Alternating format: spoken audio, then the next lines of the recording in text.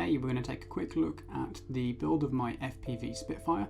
It's the Dynam 1200mm P&P, and then we'll go to some flying in the mountains. The first task was to carve out this really small battery bay so that it would fit my Turner G5 amp-hour LiPo. That's a 4S.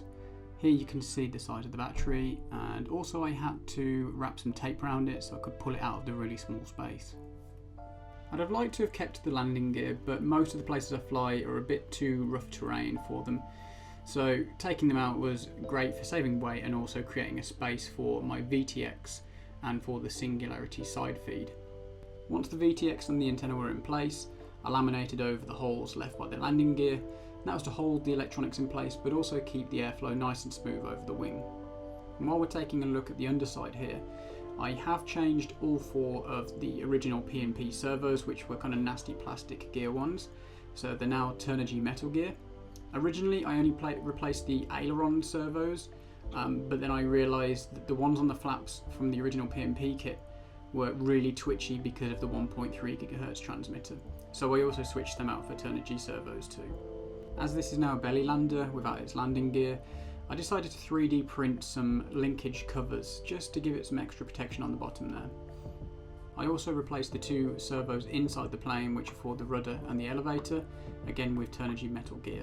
This picture on the left is a 3D printed pan setup which is designed to hold an Osmo Action and FPV camera, and at the bottom there is a Turner G 180 degree servo, which is modified to turn almost 360 degrees using a couple of 2.2K resistors. And the challenge was to make this fit into the Spitfire canopy. So I went about chopping this up until eventually everything fit, and had to install it off center so that both of the camera lenses were in the center, giving the perfect view in the cockpit. And talking of the cockpit, I took a very minimal approach here, and I simply downloaded a picture off the internet of a Spitfire cockpit, printed it off and glued it in place. So I'm quite happy with how the canopy turned out.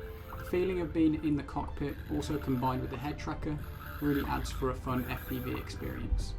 The FPV camera is a Foxeer T-Rex, and it really is a good quality camera. This antenna here is for my Crossfire Nano receiver, which is from a control link. This area inside here is quite hard to access. There's just a small gap near the elevator and rudder servos. So what I decided to do was to make a hole on the top big enough to push through all the cabling, the receiver and also the antenna. Then I was able to reach through and hook the cables from the inside, and I tidied up the top there with a bit of tape and also covered the antenna with some black heat shrink. The reason for the positioning and covering it in black heat shrink was to try and make it look a little bit like one of the real Spitfires. And finally I installed a Maytech F765 wing flight controller and a BN220 GPS receiver glued to the bottom of the canopy, which proved not to be the best place for it on the Maiden. I made the mistake of thinking that the standard magnets were going to be enough to hold the canopy in place, but here as you can see it was not, and this was the canopy letting go and taking down the HD camera, the FPV camera and the GPS with it. Obviously without an FPV camera I lost my video feed, so I took my goggles off and hit return to home. I looked up as it was very close to me at the time, and there it was, and I could see it just flying off into the distance. And obviously this was because it didn't have a GPS receiver anymore.